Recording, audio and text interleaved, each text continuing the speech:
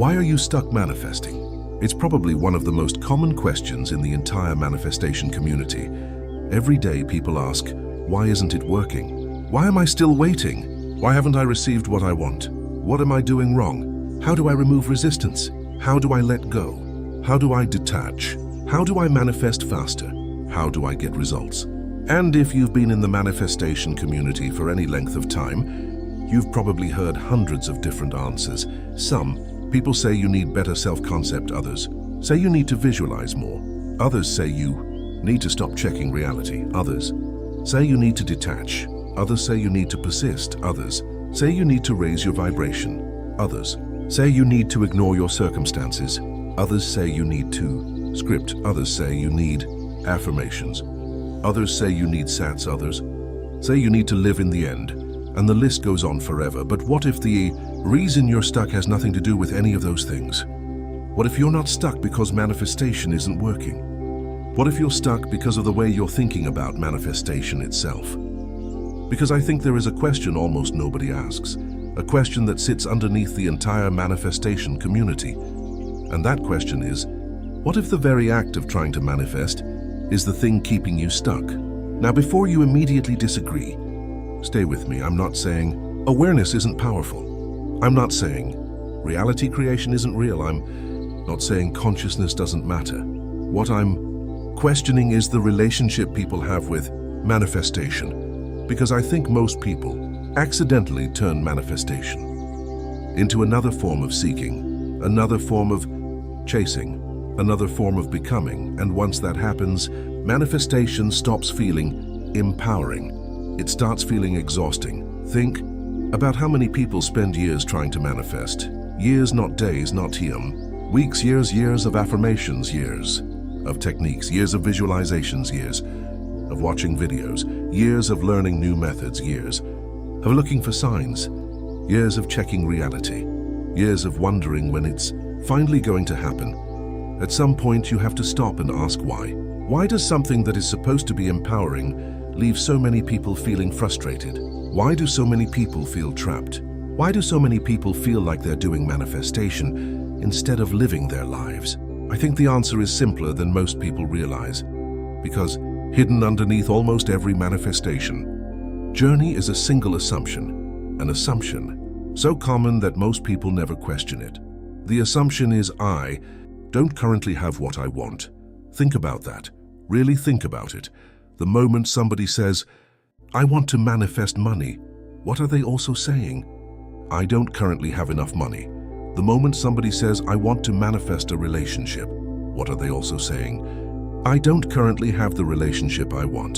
The moment somebody says, I want to manifest success, what are they also saying? I'm not successful yet. Notice something, every manifestation journey begins with separation. Me here, the desire there, I'm me. Here, the money there, me here. The relationship there, me here. The success there. And manifestation becomes the bridge, the process, the method, the thing that supposedly takes you from where you are to where you want to be. Now, on the surface, this seems completely reasonable. In fact, it seems so reasonable that almost nobody questions it. But I want to question it, because I think the moment you accept that something is missing, you've already created the very experience you're trying to escape. And that's where things become interesting. Because if manifestation begins with, I don't have it, then every technique is operating from that foundation. Every affirmation, every visualization, every method, every course, every coach, every piece of advice, they may look different on the surface, but underneath them all sits the same assumption: something is missing. And as long as that assumption remains unquestioned, the search continues. Now, here's the strange part. People often believe they're trying to manifest money or love or success. But what if that's not actually what they're searching for? What if they're searching for something deeper? Peace, freedom, certainty, completion. The feeling that everything is finally okay. And if that's true, then the question changes. The question is no longer, how do I manifest what I want? The question becomes, why am I so convinced I don't already have what I'm looking for? Before we go any deeper, if you're enjoying these conversations about awareness, consciousness, manifestation, and reality creation, make sure to like the video, subscribe and leave a comment below. It genuinely helps support the channel and lets me know you'd like more videos like this. Now let's go deeper, because the real trap isn't manifestation. The real trap is what manifestation can turn you into, a seeker. And that's exactly what we're going to talk about next. Part 2, the treadmill. Let's talk about the seeker, because I think this is where manifestation becomes incredibly revealing. Earlier, we talked about the hidden assumption underneath manifestation, the assumption that something is missing, the assumption that there is a version of you here and a version of you there, the current version and the future version, the version that lacks and the version that has, the version that is waiting, and the version that has already arrived. Now, I want you to imagine something. Imagine somebody running on a treadmill. They're sweating, they're exhausted, they're putting in effort. Every single day they wake up, they get on the treadmill, they run. The next day they run again, the next week they run again, the next month they run again, the next year they run again. And from their perspective, they're moving constantly, they're doing something, they're making progress, they're taking action. But there's a problem. They're not actually going anywhere. Not because they're lazy, not because they're doing it wrong, not because they're incapable, but because the machine itself is keeping them in place. Now, I want you to ask yourself something. What if manifestation can become a treadmill? What if the identity of someone trying to manifest is the treadmill? Think about it. Most people don't just manifest once. They don't just decide they want something and move on. Instead, manifestation becomes a lifestyle, a daily practice, a daily search, a daily monitoring of reality. Did it happen yet? Am I doing it correctly? Should I affirm more? Should I visualize more? Should I detach more? Should I stop checking? Should I persist? Should I ignore circumstances? Should I change my self-concept? Should I buy another course? Should I watch another video? Should I learn another technique? Notice what is happening. The search never ends. There is always another thing to do, another thing to fix, another thing to improve, another thing to learn, another thing to understand. And because of that, manifestation slowly transforms. It stops being freedom. It becomes work. For some people, manifestation becomes a full-time job. They spend more time thinking about manifestation than actually living, more time watching videos than experiencing life, more time monitoring reality than participating in it, more time trying to become than simply being, and eventually something strange happens. The search becomes their identity. They no longer have desires. They become someone who desires. They no longer manifest. They become a manifester. They no longer search. They become a seeker. And this is where things get very interesting, because the seeker can never arrive, not because the destination doesn't exist, but because arrival destroys the seeker. Think about that. If the seeker truly arrived, what would happen? The search would end, the waiting would end, the becoming would end, the seeking would end, the identity itself would disappear, because the seeker's entire existence depends on something being missing. Without lack, there is no seeker. Without distance, there is no seeker. Without waiting, there is no seeker. And maybe that's why so many people feel trapped. Not because manifestation doesn't work, but because they become attached to the search itself, attached to becoming, attached to waiting, attached to the idea that fulfillment exists somewhere else. Imagine somebody spends 10 years trying to manifest money. They affirm, visualize, script, persist, learn every method, watch every coach, study every teaching. What point do we stop and ask, what are they actually searching for? Is it really money? Or is it the feeling they believe money will give them? Security, freedom, peace, certainty, completion. Because if it's the feeling they're searching for, then something very important changes. Now, we're no longer talking about money. We're talking about the assumption that peace is somewhere else, that freedom is somewhere else, that completion is somewhere else, and that's what keeps the treadmill running. The belief that fulfillment exists somewhere ahead, somewhere later, somewhere in the future, somewhere beyond this moment. And as long as that assumption remains untouched, the running continues. More effort, more techniques, more searching, more waiting. The treadmill keeps moving. but the seeker never arrives, not because manifestation is broken, but because the identity doing the manifesting survives through the belief that something is missing. And that's where the real trap begins, because the more techniques people learn, the more rules they create. And the more rules they create, the further they move away from their own power, which is exactly what we're going to explore next.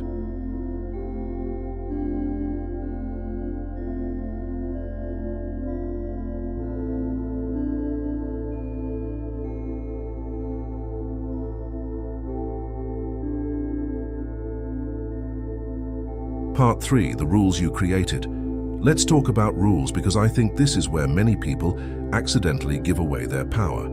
Most people don't notice it happening. In fact, it usually starts with good intentions. Someone discovers manifestation. They're excited, hopeful, inspired. For the first time, they feel like they might have some control over their reality. Then they start learning. They learn affirmations, visualization, SATs, scripting, self-concept, detachment, persistence, mental diets, state management revision. And at first these things seem harmless, but something subtle begins happening. Methods slowly become rules, and rules slowly become limitations. Think about it. Somebody says, you must visualize. Someone else says, no, visualization isn't necessary. Another says, you must affirm. Someone else says, no, affirmations don't matter. Another says, you need self-concept. Someone else says, self-concept is overrated. Another says, you must detach. Someone else says, no, you don't need to detach. The manifestation community is full of contradictions, and that should make you curious, because if there were truly universal rules, why does everyone disagree? Why does one person swear by affirmations while another never uses them? Why does one person insist on SATs while another has never even heard of it? Why does one person say self-concept is everything while another manifests effortlessly without thinking about it? Something doesn't add up. And I think the reason is simple. Most of these rules are not reality's rules. They're personal rules, they're assumptions, they're beliefs. And whatever you accept as true tends to become true for you. That's what makes this so interesting. Imagine somebody believes, I need to visualize every night. Then visualization becomes important. Imagine someone else believes, I never need to visualize. Then visualization becomes irrelevant. Imagine somebody believes, I need perfect self-concept. Then self-concept becomes a requirement. Imagine somebody else believes, I can manifest regardless of my self-concept. Then that becomes their experience. Notice what's happening. Reality seems to bend around assumptions, not methods. Assumptions.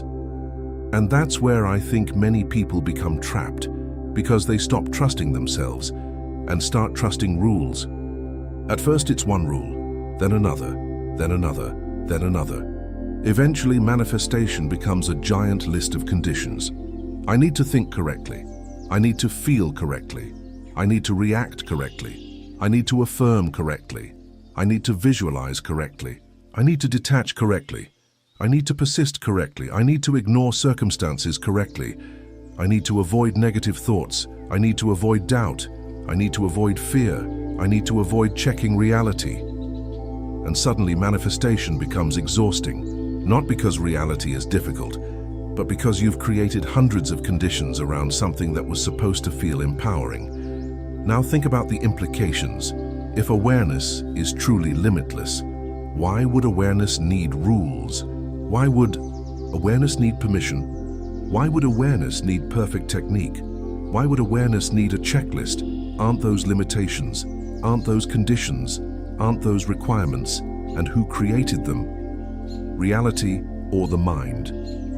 This is why I think many people get stuck, not because manifestation isn't working, but because they've become more focused on the rules than the power that supposedly creates reality.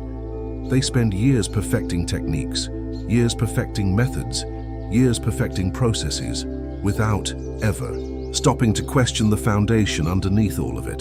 The foundation that says, I need this before I can have that. And maybe that's the biggest rule of all. The rule that says, I need to do something before I can have what I want. Because once you accept that rule, the search begins, the waiting begins. The becoming begins, and the treadmill starts moving again. But what if the rule itself isn't true? What if you've spent years trying to unlock a door that was never locked? And that's where things start getting very uncomfortable. Because now we have to look at the identity of the person creating all these rules in the first place. And that brings us to a very strange story. The story of a king who forgot he was king.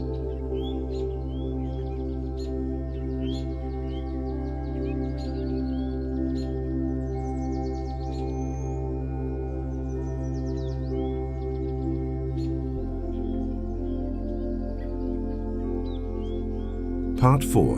The King Who Forgot.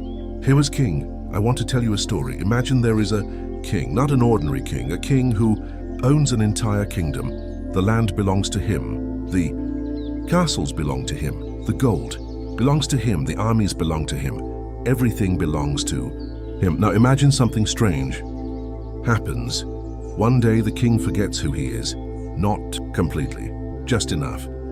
Enough to begin doubting himself. Enough to begin questioning himself. Enough to begin searching. At first it's subtle. He looks around and thinks, what if I'm not really king? Then the doubt grows. What if I need proof? What if I need confirmation? What if I need to become king?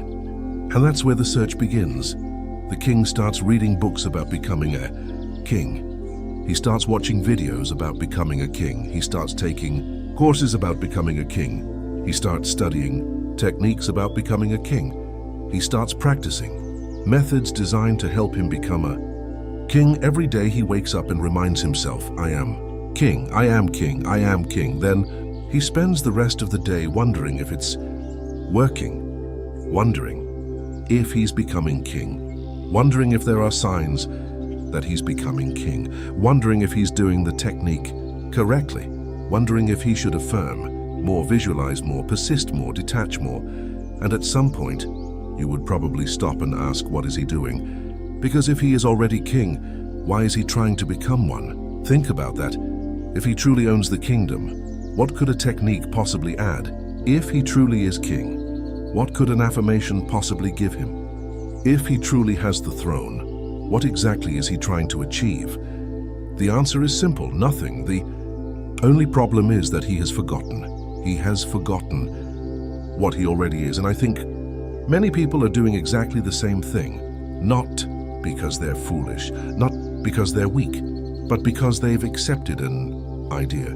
The idea that they are separate from what they want, the idea that they need something, the idea that they must become something, the idea that they must achieve something, the idea that they must manifest something. And once that idea is accepted, the search begins, the techniques begin, the waiting begins, the becoming begins. But let's look at it another way. Imagine somebody says, I need to manifest wealth immediately. There are two versions of reality. The person who isn't wealthy and the person who is, the person who lacks and the person who has, the person who waits and the person who arrives. Manifestation becomes the bridge between the two. But here's the question. What if the bridge only exists because of the assumption? What if the separation only exists because it was accepted? Because think about what happens next. The person starts checking, looking, monitoring, waiting, searching for evidence, searching for movement, searching for signs, searching for confirmation. And every time they search, they reinforce the same idea. I don't have it yet. I don't have it yet. I don't have it yet. The search itself becomes evidence of lack, not because lack is real, but because the behavior reveals the assumption. This is why I think many manifestation teachings accidentally keep people trapped, not because they're malicious, not because they're wrong, but because they often focus on the bridge instead of questioning whether the bridge is necessary. They focus on techniques instead of assumptions. They focus on methods instead of identity. They focus on becoming instead of asking who is trying to become. And that's why the king story matters, because the king's problem was never the kingdom. The king's problem was never the throne. The king's problem was never the gold. The king's problem was identification. He forgot what he already was, and because he forgot, he started searching. Now, let's go even deeper. Imagine the king spends 20 years trying to become king. 20 years. Studying, practicing, learning, searching. Would those 20 years bring him closer? Or would they simply strengthen the belief that he isn't king? Think carefully, because this is the paradox. The harder he tries to become king, the more he confirms he believes he isn't. The more effort he puts into becoming, the more he reinforces the idea that he hasn't become. And maybe that's why so many people feel exhausted. Not because manifestation is difficult, but because they've spent years trying to become something they already believe they aren't. And that creates an endless cycle. Cycle of becoming, a cycle of searching, cycle of waiting, a cycle that never seems to end, because the moment one goal is reached, another appears. The moment one desire is fulfilled, another appears. The moment one manifestation arrives, another appears. The king continues searching for a throne he never actually lost. And maybe that's what being stuck really is: not being unable to move, but running in circles around something you already. And once you begin seeing that, another question appears. What if manifestation itself has become a full-time job? What if the search has become your identity? And what if that's the very thing keeping the cycle alive? Part 5. When manifestation becomes a full-time job. I want you to be honest with yourself for a moment. How much time do you spend thinking about manifestation? Not practicing it, thinking about it, thinking about what you want, thinking about when it's coming, thinking about whether you're doing it correctly, thinking about whether you're in the right state, thinking about whether you're affirming enough, thinking about whether you're detached enough, thinking about whether you're reacting incorrectly, thinking about whether you're ruining your manifestation, thinking about whether you're delaying your manifestation, thinking about whether you're making progress, thinking about whether reality is moving. For many people, manifestation becomes something much bigger than they realize. It becomes a lifestyle, not a tool, not an understanding, not a lifestyle. And this is where I think people accidentally get trapped, because manifestation starts with freedom. The idea that you're not a victim, the idea that consciousness matters, the idea that you have power, the idea that reality is not as fixed as it appears. Those ideas feel liberating. But then something happens. The search begins, the monitoring begins, the waiting begins, the constant observation begins, and before long, manifestation becomes another thing to manage, another thing to worry about, another thing to perfect, another thing to maintain. Imagine somebody wants money. At first they simply want money, but then manifestation enters the picture. Now they need the right assumptions, the right self-concept, the right affirmations, the right state, the right reactions, the right thoughts, the right emotions, the right level of detachment. The desire has become a project, and the project never seems to end.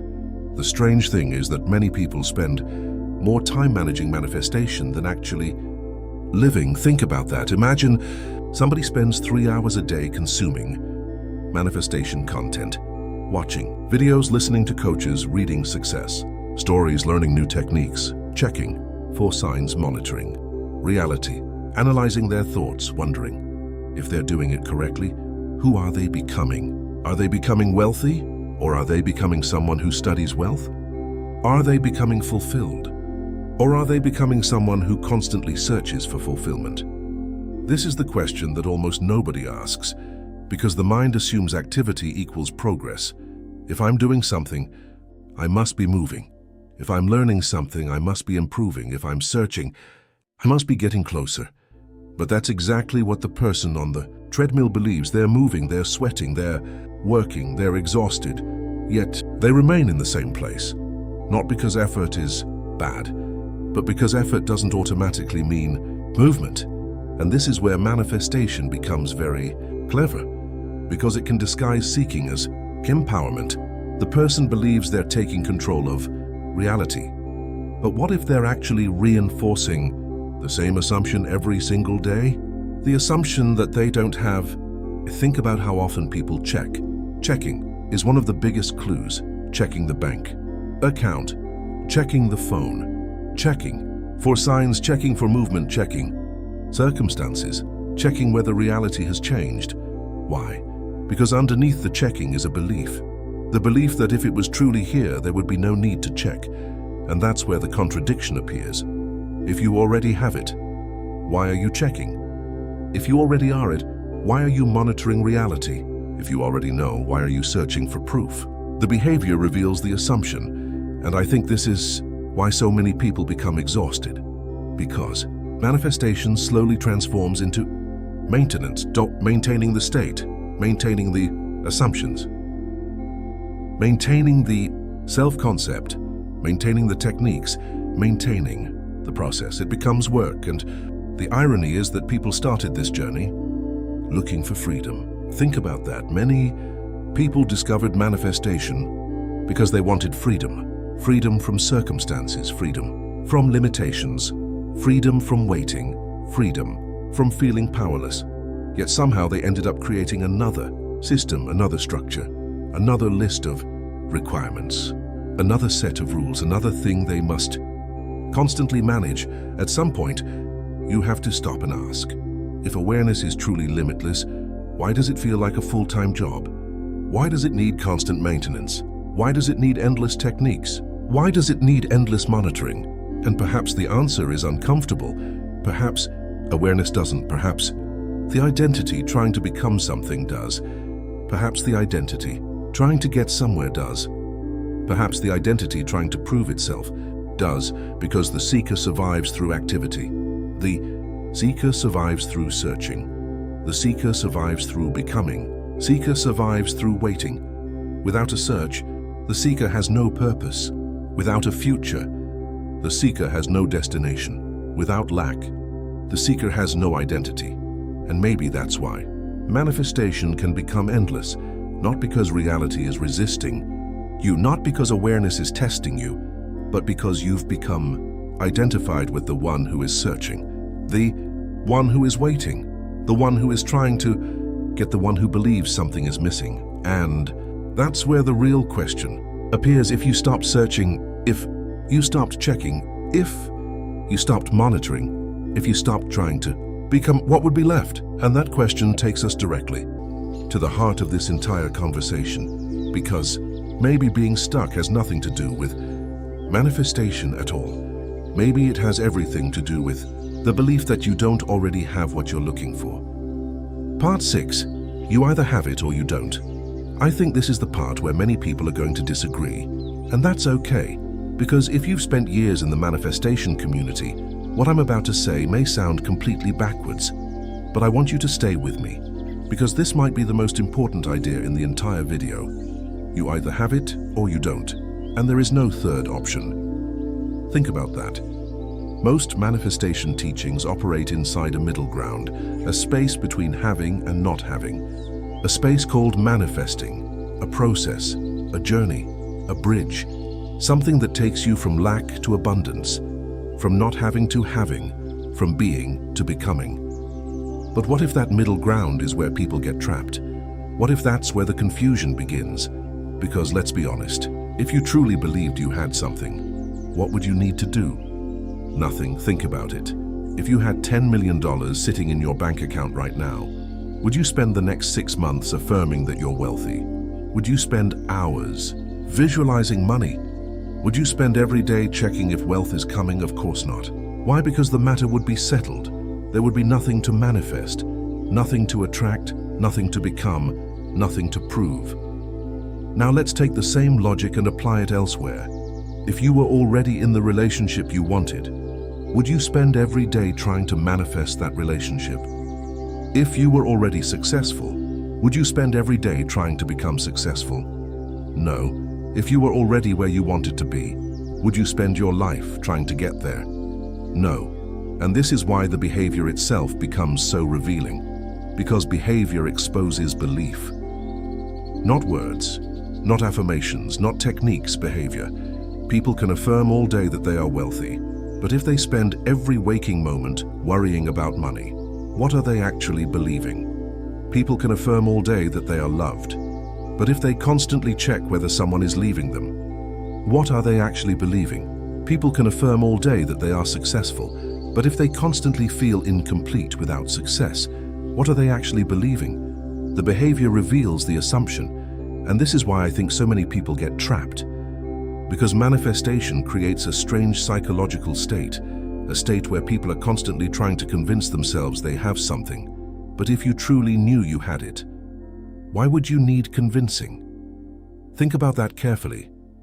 If I asked you to spend the next hour affirming that you have hands, you would probably think that was ridiculous. Why? Because there is no doubt, there is no uncertainty, there is no question. The matter is settled. You don't need to convince yourself of what you already know.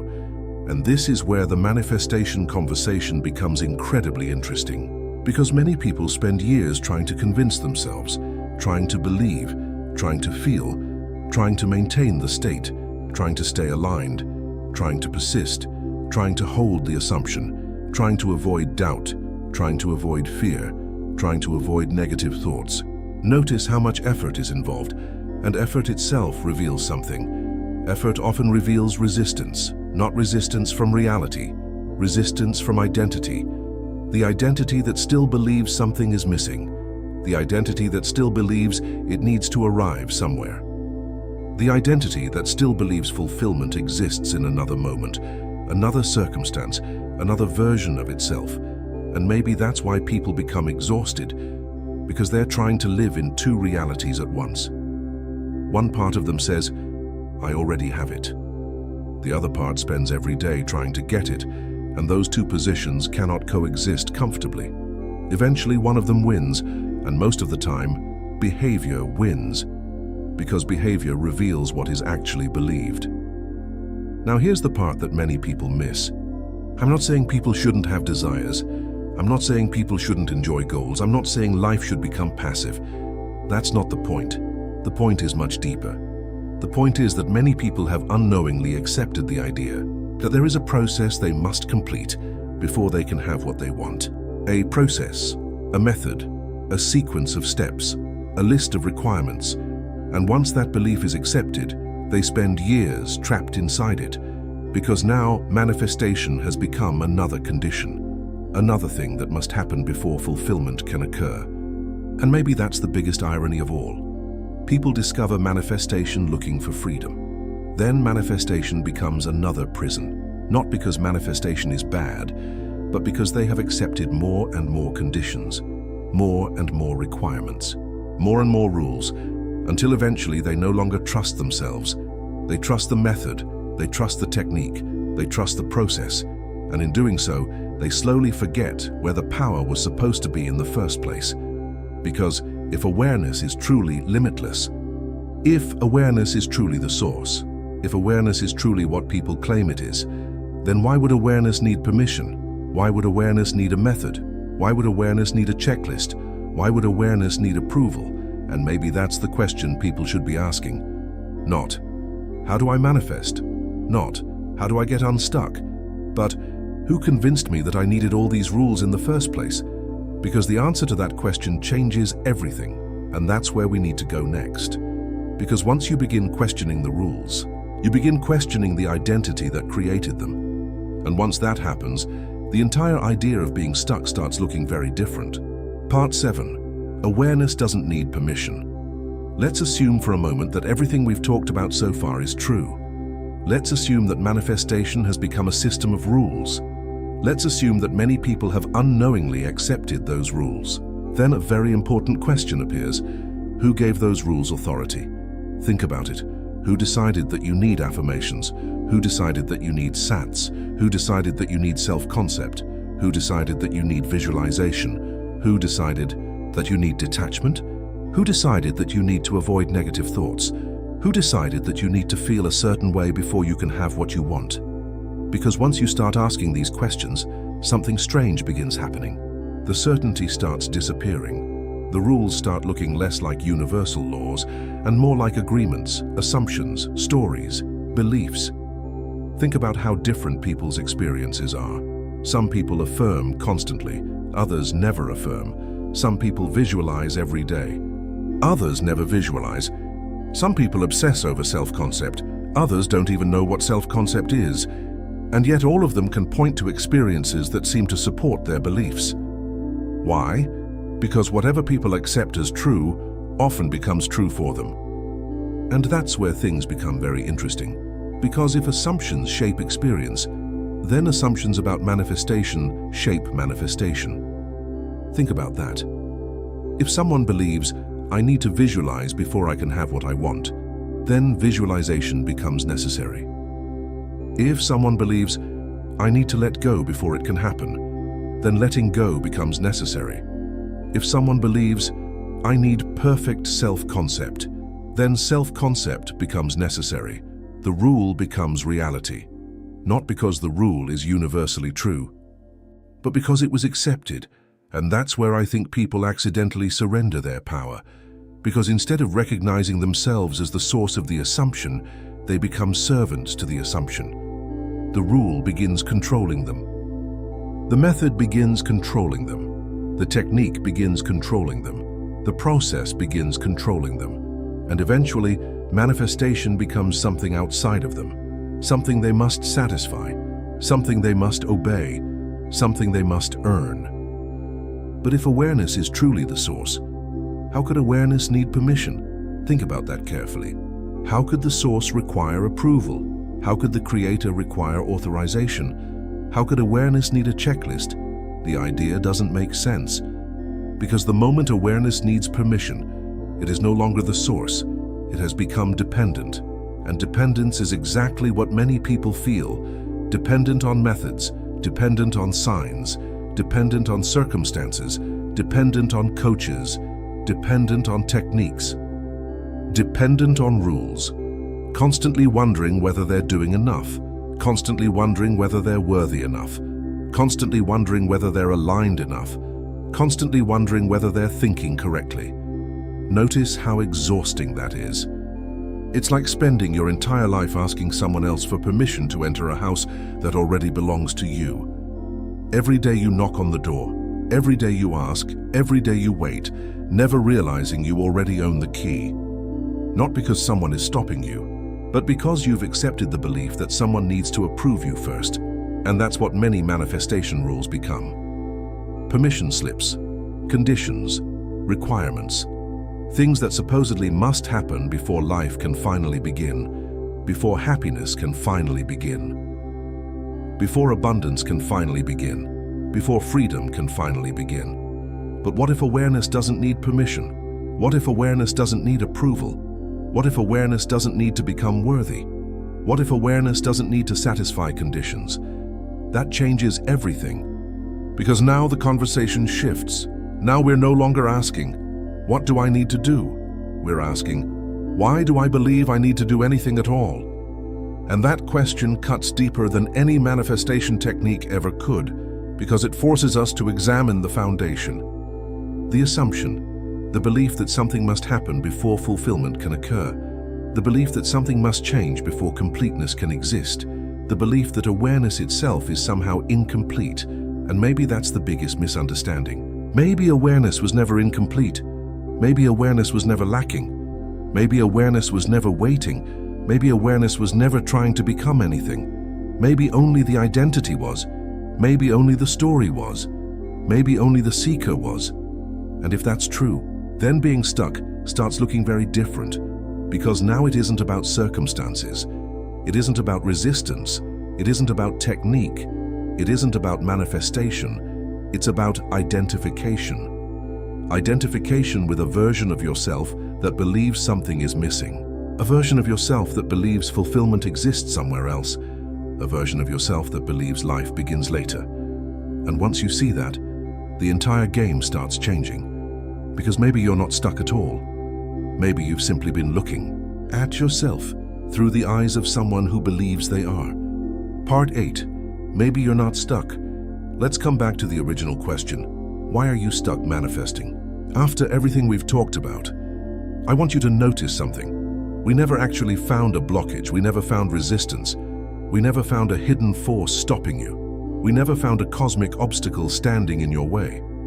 Instead, we found assumptions, we found rules, we found identities, we found beliefs, and most importantly, we found a version of you that believes something is Missing because, think about it, the entire experience of being stuck depends on a comparison between where you are and where you think you should be, between what you have and what you think you should have, between who you are and who you think you should become. Without that comparison, what remains? This moment, this experience, this awareness. And that's why I think being stuck is one of the most misunderstood experiences people have, because when someone says, "I'm stuck," what are they really saying? They're saying, "I'm not where I think I should be." Notice the difference. One statement sounds objective. The other reveals an assumption. The assumption that life should look different. The assumption that reality should be different.